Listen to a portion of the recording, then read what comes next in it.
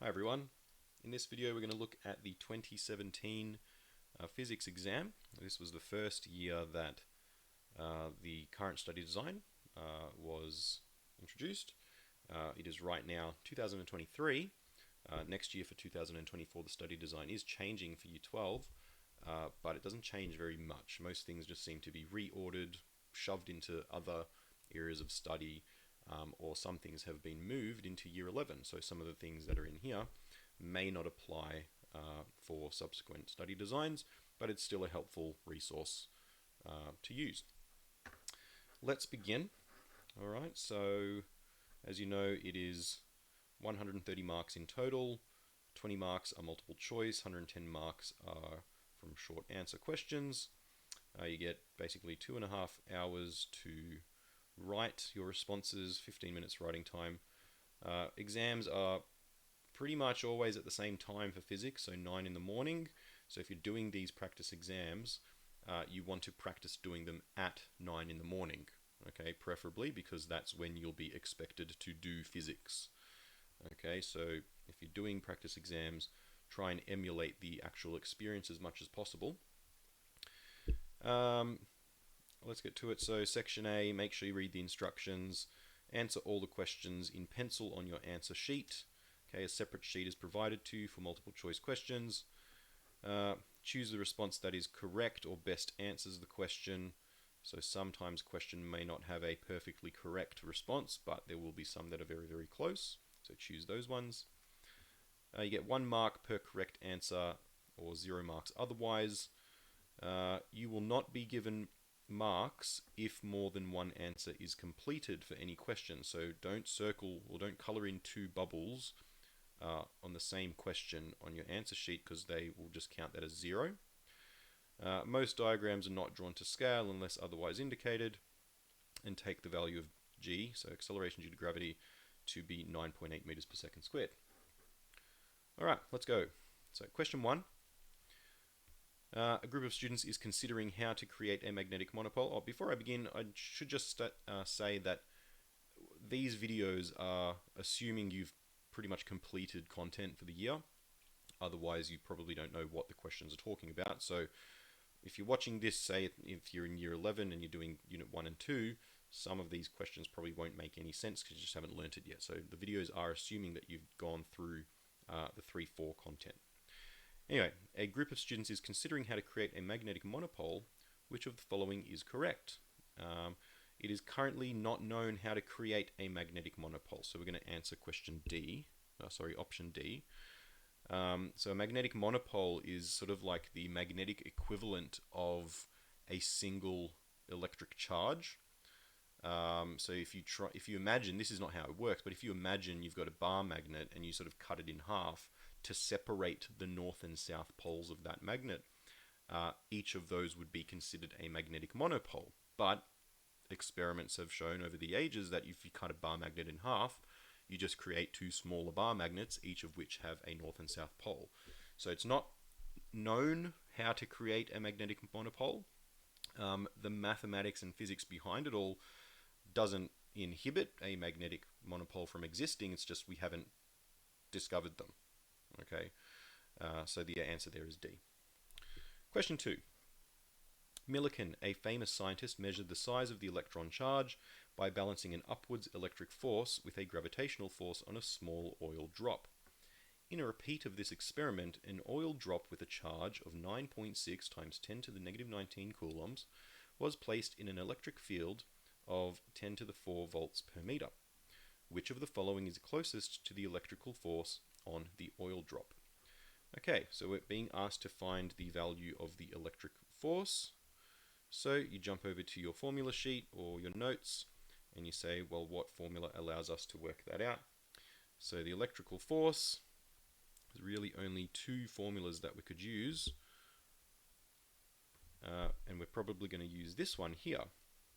Okay, so F equals QE, where Q is the size of the charge or the magnitude of the charge, and E is the electric field strength. We have those 2 quantities. Okay, we've got electric charge and electric field strength, so we simply multiply them together. So it's 9.6 times 10 to the negative 19 times 10 to the 4. Okay. Now, sometimes the questions will be set up with just powers of 10 like that in order for you to quickly answer rather than typing the whole thing on a calculator, just due to index laws. Okay, 10 to the negative 19 times 10 to the 4, or we add the powers so you get negative 15, right? So the answer is 9.6 times 10 to the negative 15. All right. If you want to calculate it, let's quickly do that. Here's my handy calculator. Oh, where'd it go? All right. So 9.6 times 10 to the negative 15 times 10 to the 4. Whoops. What have I done wrong? Oh, sorry, why have I done 15 here? That should be 19. Silly me. There we go. All right. So it's 9.6 times 10 to the negative 15. I think I typed 15 because the answer was 15. All right, there we go. Question 3. Two charged plates with equal and opposite charges are placed close together as shown in the diagram below. There's our diagram. A distance of 5.0 millimeters separates the plates. The electric field between the plates is equal to 1000 newtons per coulomb. So let's highlight what we know. Okay, separation distance and electric field. So let's just make sure we write those down, E and D. Question is, which of the following is closest to the voltage difference between the plates? Okay, so it's asking us for a voltage difference or a potential difference, V. So we need some way to connect D, V, and E, and we have a formula again allowing us to do that. That is voltage is equal to the electric field strength times D. Okay, I'm having trouble writing D's today. D's. Alright, so voltage equals E times D. E is 1000, D is, now we've got to be careful here because we're assuming we're using SI units. Okay, this is not SI units, millimeters. Okay, we need to change that to meters, so that's 5 times 10 to the negative 3. And so multiplying those two numbers, we get 1000 times 5 times 10 to the negative 3. Okay, again, calculator, if you're not confident multiplying powers of 10, 1000 times 5 times 10 to the negative 3. 5. Okay, there we go. Right, use the following information to answer questions 4 and 5. Students doing a VCE physics practical investigation use a step-down transformer with 240 volts RMS alternating current to 12 volts RMS alternating current. Question 4. Which of the following best gives the ratio of the number of turns, n primary to n secondary? Alright, so this is a transformer question, so we use our transformer equation, which states that NP, or you may know it as N1, over NS, or you may know it as N2, is equal to the ratio VP, or V1, over VS, or V2. Okay. Now, we know VP and VS, they are stated to us in the question, so we're stepping down from 240 to 12. So that's equal to 240 over 12, and so the ratio is 240 to 12. Simplified, okay, we can divide everything by 12 there. That's equal to 20 to 1. Okay, so the correct answer is D. Question 5. The transformer delivers 48 watts RMS to a resistor. Assume the transformer is ideal. So that just means no energy is lost and the power on either side of the transformer is equal to each other. Which of the following best gives the peak current in the secondary coil? Alright, so for this one, we are going to use the power formula. So the power, and because we're talking about RMS power here, we're going to use RMS power formula, which means we need to use the RMS voltage and the RMS current. Okay, so all those things have to match. Now, it's talking about the secondary coil. Okay, so the power in the secondary coil is this 48 watts RMS, because that's delivered to the resistor. Okay, and this will allow us to then work out the current in the secondary coil, because we know that the voltage RMS in the secondary coil is 12 volts from up here. Okay, so let's just put all these numbers in, and we get RMS current is equal to RMS power divided by RMS voltage, so that's 48 divided by 12, which is 4. Now the question does want peak current, okay? Doesn't want RMS current, so we need to convert that to peak, and that is equal to the RMS current times the square root of 2. Again, that should be on your formula sheet or your notes. And so 4 times the square root of 2 is equal to around 5.7 amps. Okay. Question 6. The graph below shows the change in magnetic flux through a coil of wire as a function of time. Okay, there's our graph. Which one of the following graphs best represents the induced EMF across the coil of wire as a function of time? So they want us to create or compare an EMF versus time graph based on the corresponding flux versus time graph.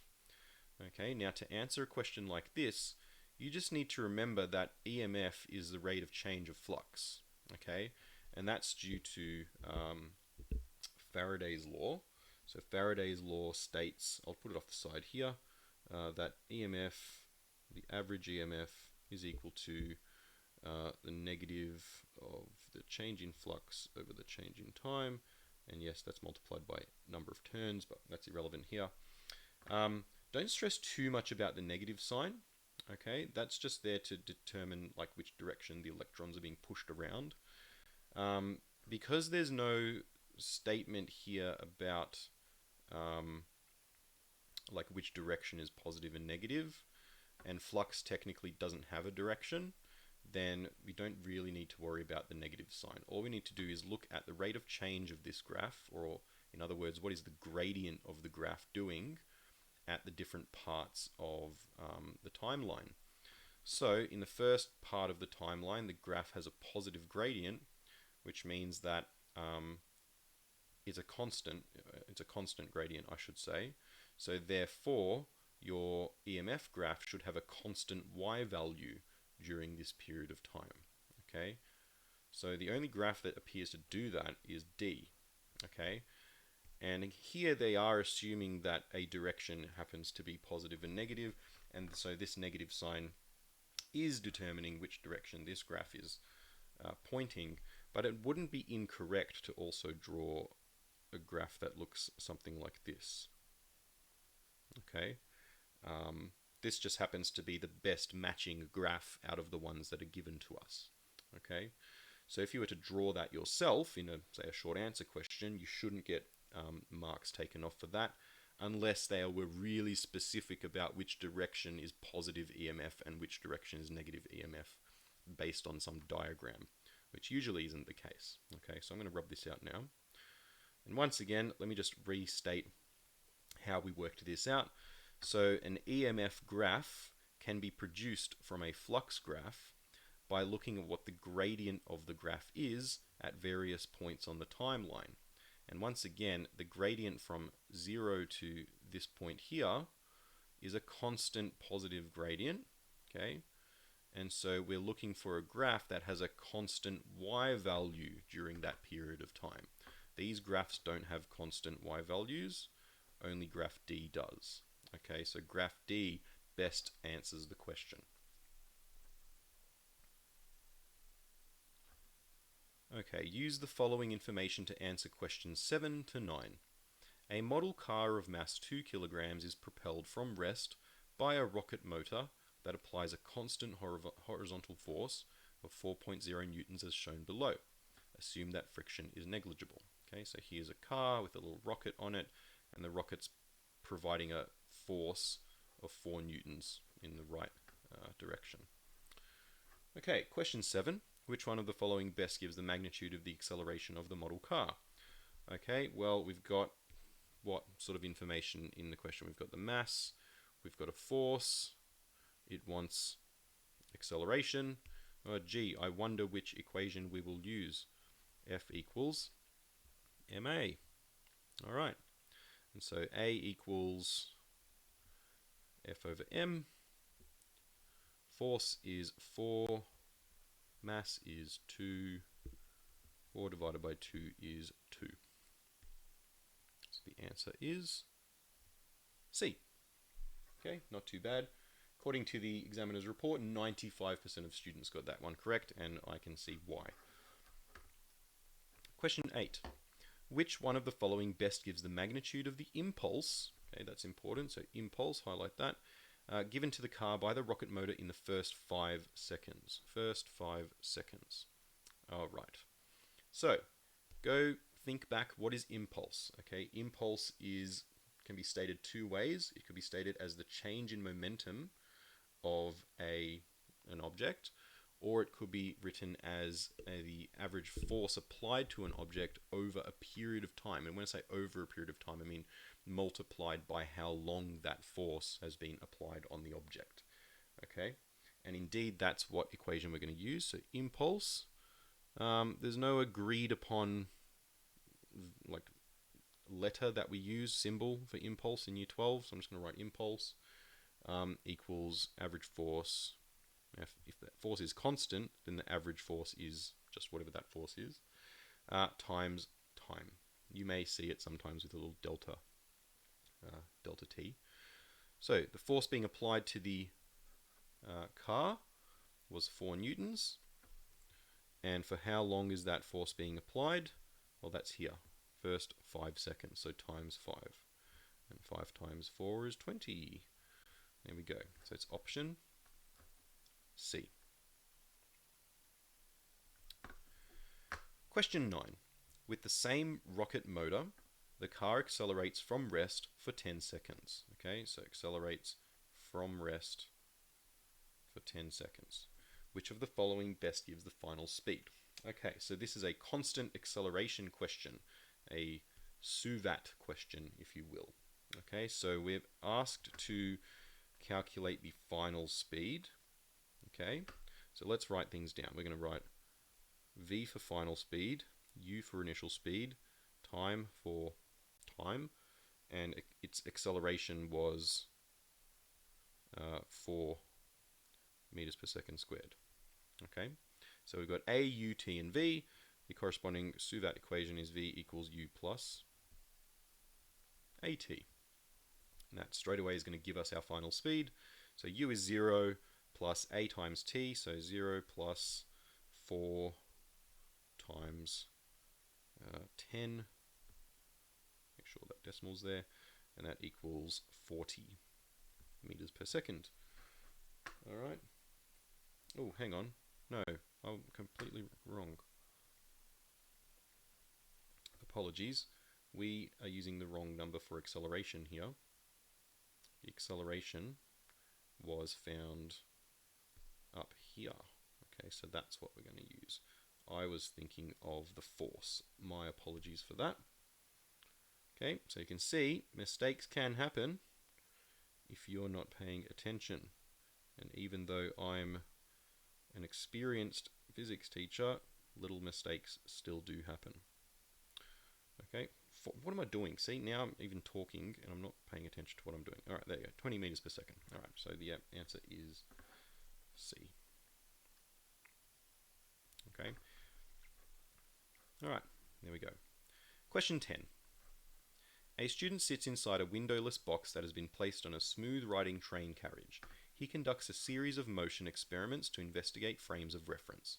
Which one of the following observations is correct? So this tends to be the kind of the wording that you would expect in like a relativity kind of question. So it's probably going to have something to do with that. Alright, so let's just have a look at the options and see which one's the best one. So option A, the results when the train accelerates are identical to the results when the train is at rest. That is wrong, because you can definitely tell when you're accelerating in a train rather than being at rest. B, the results when the train accelerates differ from the results when the train is in uniform motion in a straight line. We'll pause on that one for a second, come back to it. The results, so answer C, the results when the train is at rest differ from the results when the train is in uniform motion in a straight line. Well, this one is incorrect, okay, because we know now in relativity that when you are at rest, that is going to produce okay, when you're at rest, let's say you're just standing on the ground outside, okay, you can drop a ball in front of you and the ball will drop straight down, okay? Now imagine you are in a plane and you get up to walk around, okay, and you want to go to the bathroom or something. The plane itself is traveling at like 700 kilometers an hour relative to the ground, but you can walk around as if nothing's happening. Okay, and if you go up and drop a ball in front of you, the ball's going to drop straight down. It's not going to fly backwards because you've suddenly let go of the ball and the plane is moving forwards. So the results when you're at rest should be the same as when you're in uniform motion. Okay, so that makes this an incorrect option. And D, the results when the train accelerates are identical to when the results the results when the train accelerates are identical to the results when the train is in uniform motion. Well, no, that's wrong as well, because we know uniform motion is pretty much the same thing as being at rest. Okay, so the correct one there is actually B. And just thinking about that for a second, so here in B, the train is accelerating and you're comparing it to when you've got uniform motion. Okay, so option D is actually the complete opposite of option B. Option D is saying that the results are identical. We know that's wrong, so if the results are not identical, then that means the results differ, and that means option B is correct. Okay, always keep that in mind. Okay, when you're moving in a straight line in a plane that's moving at 700 kilometers an hour relative to the ground, you can walk around and do what you normally do. Okay, you can't tell that you're actually moving. Okay, if the windows are closed, you don't know what's going on. But if something's accelerating, so like if you're sitting in a car and you go from like rest at a red light and then you start going, you can feel yourself, with all these forces acting on you and stuff. Okay, you can feel that you're accelerating, all right? So acceleration differs from either being at rest or uniform motion, but uniform motion and being at rest will produce the same results. Okay, so that's just sort of like relativity. Question 11. On average, the sun emits 3.8 times 10 to the 26 joules of energy each second in the form of electromagnetic radiation, which originates from the nuclear fusion reactions taking place in the sun's core. The corresponding loss in the mass in the sun's mass each second would be closest to. Okay, so here it's saying that the sun emits this much energy per second. We want to know how much mass is being lost per second. All right. So whenever you've got energy and mass sort of in the same area, in the same realm like this, where you're talking about nuclear fusion reactions, you're going to be using equals mc squared. Okay, so this is from the relativity part of your study design. All right. And what this equation tells us is how much energy is released when mass gets converted into energy, okay, via nuclear fusion. So if you're losing 3.8 times 10 to the 26 joules of energy each second, it's got to come from somewhere, and it comes from an amount of mass that gets converted into that. So we can use our equation to answer this. So it's simply just setting that up. 3.8 times 10 to the 26 divided by 3 times 10 to the 8. That's the speed of light, so that's c squared. Okay, now it's a common mistake for students to forget these brackets here and just do 3 times 10 to the 8 squared without the brackets. That means your calculator will only be squaring the times 10 to the 8 part, won't be squaring the 3. So I'll show you what that looks like. It's going to have to go like this: 3.8 times 10 to the 26 over 3 times 10 to the 8 squared. Okay, so it's 4.2 blah blah blah blah. Closest one is B. Nice of them to make sure that all the numbers are different at the front there. Now watch what happens if I don't put the brackets in. So if I go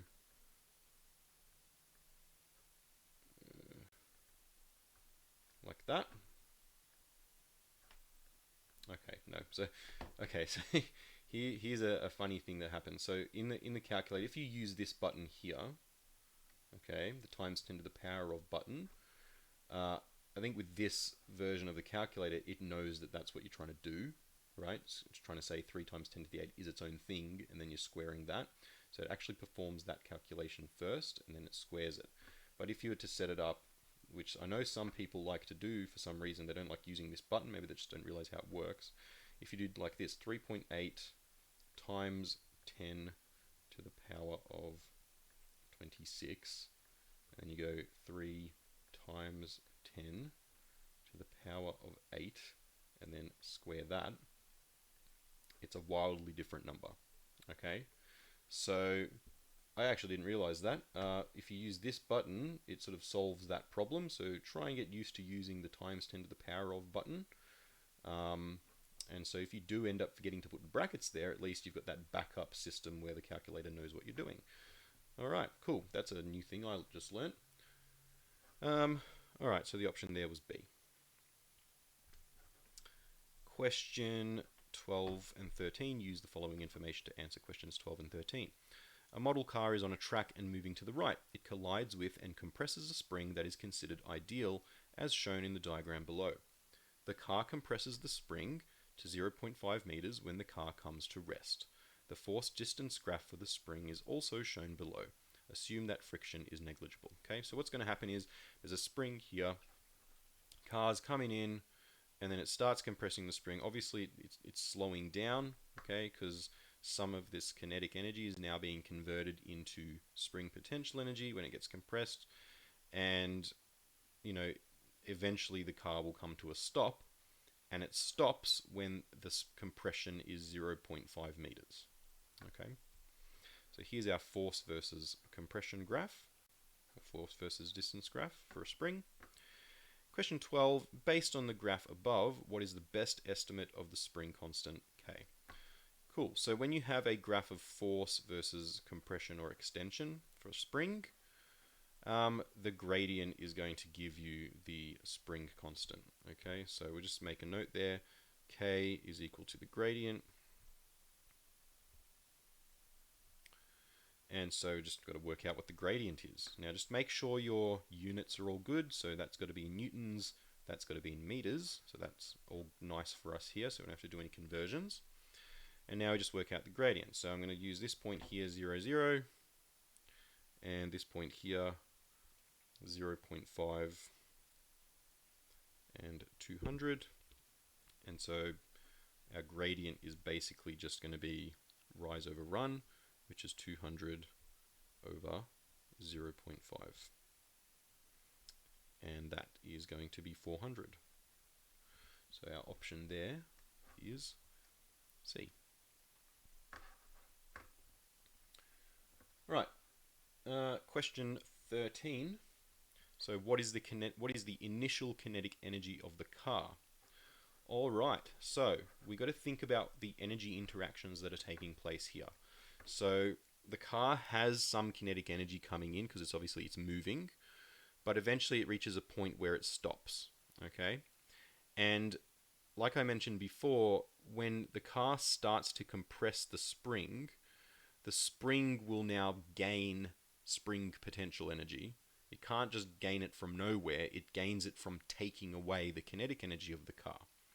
Okay, so when the car comes to a stop, all of its kinetic energy has now been converted into spring potential energy. Okay, so if I work out what the spring potential energy of the spring is when it's fully compressed, when the car comes to a stop, then I just play it in reverse, that should be able to tell me how much kinetic energy the car had to begin with. Okay, because those two values have to be the same. So, the kinetic energy of the car is simply equal to the spring potential energy of when the spring is fully compressed. So, how do we work that out? There are a number of ways to do it, but I think the easiest way here is to use the graph. So if you've got a force versus compression or extension of a spring, then the area under the graph tells us the spring potential energy stored in the spring when it's compressed to a certain extent. Okay, now in this case the spring is compressed to 0.5 meters, so that's that line here. Okay, and so the spring potential energy stored in the spring when it's compressed to that amount is the area under the graph up to that point. Okay, so it's just the area of that triangle there. Now, area of a triangle is half times base times height. So it's half times 0.5 times the height, 200.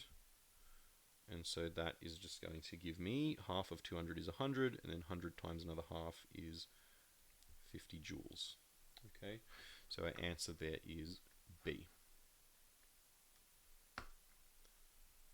Question 14. We've been recording for 32 minutes, so if you want to pause this, go have a break, go and do that, and then now we'll do question 14. A teacher stands in the corridor at a short distance from the open door of her classroom as shown in the diagram below.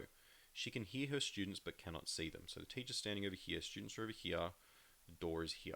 Alright, so somehow sound is going from the students to the door and then going back around the corner to the teacher. Which of the following best explains why the teacher can hear her students? Alright, so we've got some options. We're looking for the one that best explains what's going on. The speed of sound is much greater than the speed of light.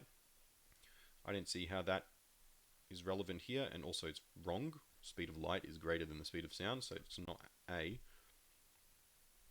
The speed of sound is comparable with the speed of light. Well, again, that's wrong. Speed of light is much faster than the speed of sound. Sound diffracts because the wavelength of sound is much smaller than the width of the door. And D is sound diffracts because the wavelength of sound is comparable with the width of the door. Okay, so what determines the amount of diffraction? It is the ratio wavelength divided by the gap width. Okay, now the higher this ratio is, the more diffraction will occur. Option C says the sound diffracts when the wavelength is smaller than the width of the door. That means that would be less than 1. And it wouldn't diffract much if that ratio was less than 1. So option C is incorrect. Option D is the correct one, because when the wavelength of the sound is comparable with the width of the door, that now changes this to be equal to 1, or round equal to 1. Okay, and the higher that fraction is, the higher that ratio is, the more the sound will diffract. Question 15. Lee listens while a police car with a loud siren comes towards her, travels past her, and then continues on away from her. Compared with the sound she would hear from the siren if the police car were stationary, the sound has what? A higher frequency as the car comes towards her and a lower frequency when the car moves away. I like the sound of that, so we'll keep an eye on it. A lower frequency as the car comes towards her and a higher frequency when the car moves away. That's wrong, and we'll see why in a second. C, a lower intensity as the car comes towards her and a greater intensity when the car moves away. Or D, the same frequency at all times. So those are both wrong, and the answer is A, and let's just talk about why. So this is a Doppler effect question, all right? So I'm going to draw your diagram just to make sure we understand what's going on. So here's a person standing at X, okay, and there's sound source coming from that direction, traveling that way, okay? Now, the sound source is emitting, sounds of a particular wavelength and frequency. So it emits one, part of its wave, but then in the time that it emits the wave, it moves forward slightly, and then it emits another wave, and so the sound waves bunch up as the car or whatever is approaching the observer, okay? But then as they pass and move away, when they emit a sound, the car moves with the sound away from the person. So by the time they emit a new sound, they move to, say, there, and then the wave that they emit is much further apart from the previous wave front that got emitted. So the waves sort of spread out a little bit more like that, okay? So here the wave fronts bunch up. That corresponds to a lower wavelength or a higher frequency. When they pass the person, the wave fronts spread out, they're further apart, so the wavelength is longer, or the perceived wavelength is longer, and therefore the perceived frequency is lower. Okay, so that's why option A is correct. So this is Doppler effect. Go and review Doppler effect if you didn't get that. Question 16.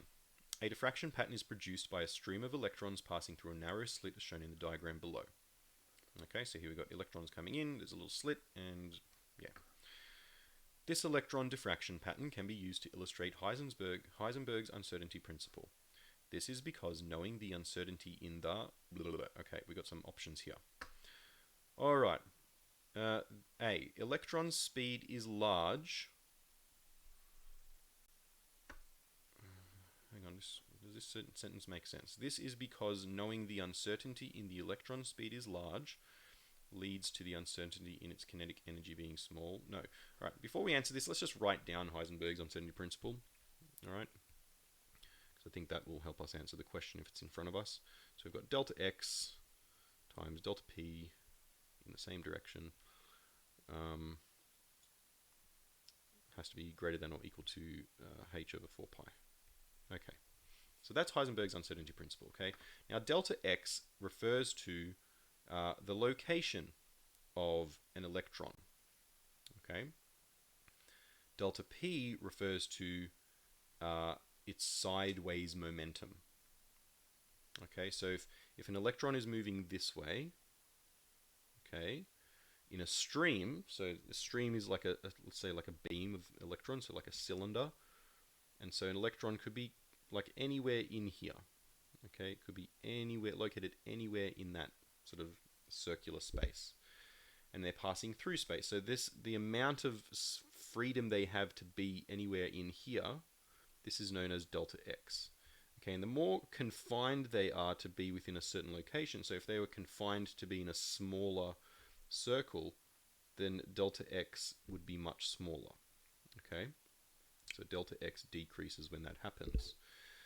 Now what this equation is saying, remember, is that when delta x, say, decreases because the electrons are confined to be within a smaller space, then this delta p quantity has to increase in order to keep this inequality true. Okay, now how does that refer to what's going on here? Well, the electrons are coming in towards here, and they are confined to pass within this slit. Okay, so the uncertainty is quite small because we know that they're going to be somewhere within this small slit. Okay, they pass through somewhere in here. Okay, what happens then is that delta p increases. Now, what does delta p refer to? Delta p refers to how much they sort of spread out in their momentums once they pass through that slit. Okay, now which answer corresponds to what's going on here? So knowing the uncertainty in the slit width is small leads to a large uncertainty in the electron's momentum in the y direction. I think that one sounds good for now, so I'm going to highlight that, okay, because that's what we just said. Okay, if the uncertainty in the electron's direction position, which is what it's saying here, knowing the uncertainty in the slit width is small, leads to a larger uncertainty in the electron's momentum in the y direction. Now this is the y direction, and that's how the electrons are spreading out. The y direction is this way, and so the electrons spread out somewhere in that y direction. Okay, so I think option B answers that pretty much nicely. 66% of students got that right. The other majority was split between C and D. Part C says, knowing the electron's momentum in the y direction is small leads to a large uncertainty in the slit's width. That's sort of like knowing after the fact, which doesn't really make any sense. It's like if you know that this is happening and there's a small amount of sideways momentum, that's what's saying here, the electron's momentum in the y direction is small, leads to a large uncertainty in the slit width. Well, it doesn't lead to it. Okay, it doesn't mean that the small momentum uncertainty makes the slits larger. Okay, the slit is large, and that's what produces the small uncertainty. That's the opposite of the wording of C. Okay, so C is wrong. D, the electron's angle of approach to the slit leads to a large uncertainty in the electron's momentum in the y direction. Well, it doesn't matter what direction they sort of come in. I guess, look, I know, I kind of see what students who pick that might be thinking of. Like, let's say you have a slit, and I'll sort of zoom in on the slit like this. Okay, so if you're an electron coming in from this side, you see the gap width of the slit to be that size, okay, because you're heading straight in towards the slit. But if you were an electron, say, coming in from here, what would be the effective width of the slit that you see? You sort of have to look at what the electron would see at that point. So you'd see from that point to there. So the effective slit width would only be like that amount, okay? But look, we're not talking about that here. You've got the diagram. The electrons are coming straight on, so that really doesn't apply in this situation. So the best answer here is option B. Okay. Question 17. Quantized energy levels within atoms can best be explained by what? Okay. So quantized energy levels within atoms. So you need to know your material. The quantized energy levels are to do with knowing that an electron's orbital circumference as it orbits the nucleus has to be an integer multiple of its de Broglie wavelength. Okay, or summed up mathematically, 2 pi r must be equal to some whole number times its de Broglie wavelength. Okay, so which option sort of best satisfies this? Electrons behaving as individual particles with varying energies. No. Atoms having specific energy requirements that can only be satisfied by electrons. No. Electrons behaving as waves with each energy level corresponding to a diffraction pattern. No. Electrons behaving as waves with only standing waves at particular wavelengths allowed. Yes, that's what we're looking for. Okay, particular wavelengths will satisfy the electrons creating a standing wave with itself. Okay, and that's kind of what's summarized mathematically here. That if you don't have your orbital circumference being an integer multiple of the wavelength, then you won't get peaks lining up with peaks and troughs lining up with troughs. You'd get just random nonsense happening, okay? And so a standing wave won't be formed, because remember, standing waves can only form when you have peaks lining up with peaks and troughs lining up with troughs. So the most appropriate answer here is option D, okay? Again, this just comes from knowing a theory. I'm not going to get too much into it here because it's just going to waste a lot of time. Go back and look at the theory. Question 18. Two students, Rob and Jan, measure the current in the same circuit on separate occasions. Rob obtains the following readings, blah, blah, blah, blah, blah, with an average, and Jan obtains the following readings, blah, blah, blah, blah, blah, with an average. The true value of the current is known to be 9.35 milliamps. Which of the following best describes these two sets of measurements? Okay, so Rob's results are more accurate than Jan's. Both sets of results are equally accurate. Rob's results are more precise than Jan's, and both sets of results are equally precise. So it's talking about accuracy and precision. So we need to talk about what accuracy and precision are. So accuracy. Okay, accuracy kind of refers to like the difference between your average of your results and what you know the true result to be. So I'll say difference between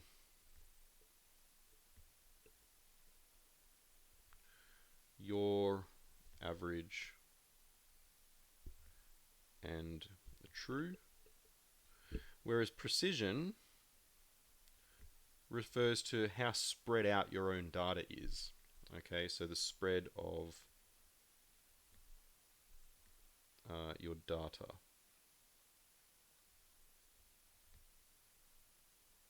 Okay. Now, the less spread out your data is, the more precise you are. Okay, it's kind of like if you're throwing something at a dartboard and you're hitting the board all over the place, right? Your precision would be crap, right? But if you're continually hitting the same spot, it doesn't have to be the center, but if you're continually hitting the same spot on the dartboard or thereabouts, you're being more precise with your throws, okay? But in terms of accuracy, accuracy would be how close your shots are on average to being right in the center. Okay, there's a nice picture in my set of notes. There are plenty of pictures on the internet referring to precision and accuracy. Just go search for those pictures and you'll understand what I'm talking about. So now that we know what they are, which one of these is true?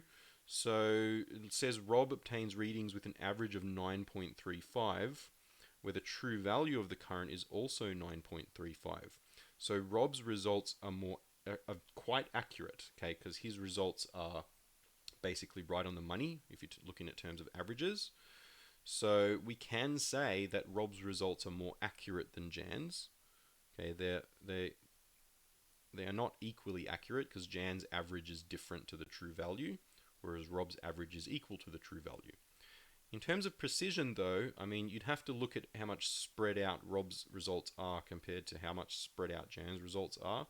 And we can kind of quickly do that if we look at Rob's results and which one seems to be the furthest from his average.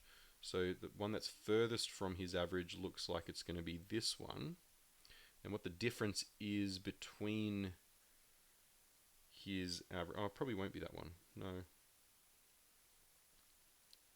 Oh, it's either or. It's either that one or that one.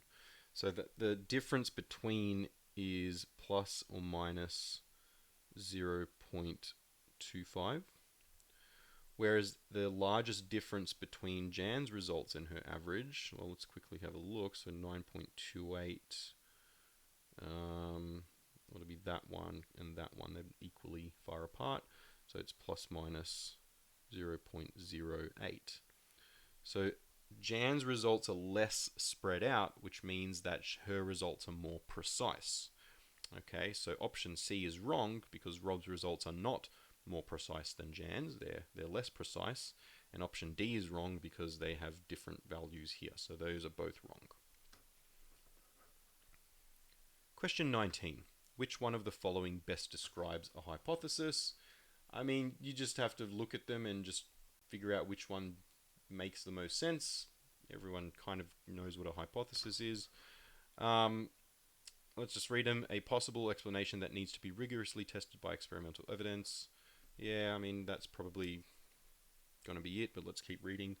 An explanation that has been supported by rigorous experimental evidence.